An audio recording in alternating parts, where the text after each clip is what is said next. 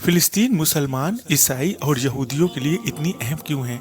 फ़िलिस्तीन एक बहुत ही कदीम जगह है जिसे पैगंबरों की ज़मीन भी कहते हैं, क्योंकि कई पैगंबर यहाँ पर पैदा हुए। आइए जानते हैं यहूदियों के लिए फ़िलिस्तीन इतनी अहम क्यों है। यहूदी मानते हैं यह ज़मीन का मरकज़ है और इस जगह पर दुनिया की नींव रखी गई थी। यहीं पर पैगंबर इब्राहिम ने अपने बेटे इसहाक अलैहिस्सलाम को कुर्बानी करने की तैयारी की थी। 35 एकड़ का क्षेत्र जिसमें मस्जिद अक्सा है और उसी के पास एक दीवार बचा हुआ है जिसे यहूदी वेलिंग वॉल कहते हैं और इसे फर्स्ट टेम्पल के अवशेष मानते हैं। आइए जानते हैं ईसाइयों के लिए इतनी अहम क्यों है। ईसाई मानते हैं ये वह जगह है जहां कलवारी की पहाड़ी पर यीशु को सूली पर चढ़ाया गया था। सूली के बाद जिस पत्थर पर उनको लिटाया गया वो पत्थर आज भी यरूशलेम में है। चूँकि यह घटना ईसाई मजहब की नींव है, इसलिए उनके लिए यह जगह बहुत ही महत्वपूर्ण है। आइए जानते हैं मुसलमानों के लिए ये जगह इतनी क्यों अहम है।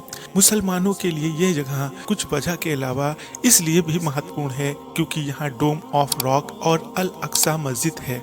यह मस्जिद इस्लाम की तीसरी सबसे पाक जगह है। पहला मक्का, दूसरा मदीना और यह मुसलमानों का किबला भी है। और पैगंबर हजरत मोहम्मद सल्लल्लाहु अलैहि वसल्लम जब मेराज के सफ़र पर गए तो आपने सबसे पहले मक्का से यहाँ तक सफ़र की और सभी पैगंबरों को नमाज पढ़ाई और यह इस्लाम मजहब का विशेष महत्व रखता है। आइए जानते हैं फिलिस्तीन को मस्जिद अक्सा के नज़रिए से। 957 ईसा पूर्व इजराइल राज के शुरुआती साल में राजा सुलेमान, जिन्हें इस्लाम में पैगंबर सुलेमान भी कहते हैं, सुलेमान अलैहिस्सलाम ने मस्जिद की नींव रखी जिसे यहूदी फर्स्ट टेम्पल कहते हैं और जिसे 586 ईसा पूर्व बेबीलोन के बादशाह ने यहूदियों की साजिशों से तंग आकर फिलिस्तीन से उन्हें निकाल दिया और फर्स्ट टेम्पल भी गिरा दिया। 515 या 559 ईसा पूर्व इसी गिरी हुई इमारत को फिर से बनवाया गया जिसे सेकंड टेम्पल भी कहते हैं। हजरत ईसा, जिन्हें ईसाई प्रॉफेट जीसस कहते हैं, उनके बाद 70 ईस्वी में रोमन,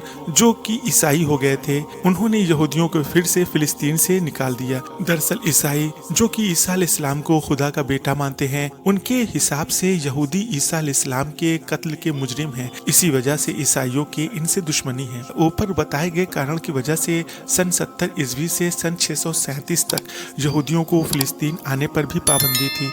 सन 637 में जब फिलिस्तीन ईसाइयों से मुस्लिमों के हाथ में आया तब दूसरे खलीफा हजरत उमर रजी अल्लाह ताला अन्हो ने यहूदियों पर लगी इन पाबंदियों को हटाया और उन्हें फिलिस्तीन में दाखिल होने और इबादत करने की इजाज़त दी। यहूदी पैगंबर हजरत ईसा यानी जीसस और पैगंबर हजरत मोहम्मद सल्लल्लाहु अलैहि वसल्लम को नहीं मानते हैं, जबकि इस्लाम के हिसाब से अगर कोई पहले के किसी पैगंबर जैसे हजरत मूसा अलैहिस्सलाम और हजरत ईसा अलैहिस्सलाम को नहीं माने तो वो मुसलमान हो ही नहीं सकते। यहूदियों का मौजूदा फिलिस्तीन को लेकर यह मानना है कि अगर वो मस्जिद अक्सा को गिराकर थर्ड टेम्पल बना दें और आसपास के इलाकों पर कब्जा कर लें तो ग्रेटर इजराइल की स्थापना कर विश्व भर के यहूदियों को यहाँ लाकर बसा दे।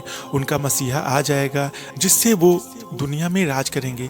यही वजह है इजराइल में यह कानून है कि दुनिया भर का कोई भी यहूदी जिसकी नस्ल यहूदियों से मिलती है वह इजराइल जाकर बस सकता है और उसको वहाँ नेशनलिटी दे दी जाएगी। साथ ही इजराइल विश्व भर में लॉस्ट ट्राइब को ढूंढने और उन्हें इजराइल लाने के प्रयास के लिए बाकायदा मिशन चलाता है। दोस्तों, अगर आपको ये हमारी वीडियो पसंद आती है तो आप हमारे चैनल अल मजीद को सब्सक्राइब, लाइक और अपने दोस्तों में ज़रूर से ज़रूर शेयर